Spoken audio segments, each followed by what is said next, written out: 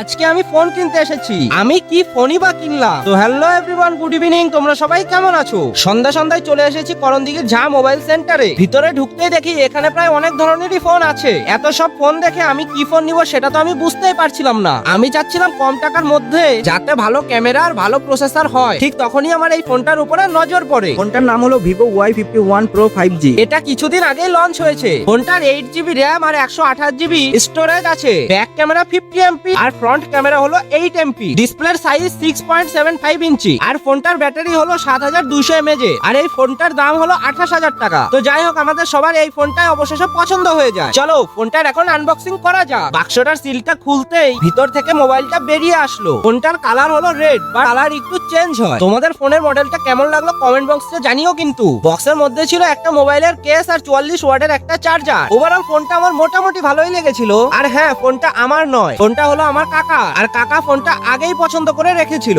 অবশেষে আমাদের কেনাকাটি শেষ হয়ে গেছে। দেখা হচ্ছে নেক্সট ভিডিওতে। ভালো লাগলে একটা লাইক করে দিও।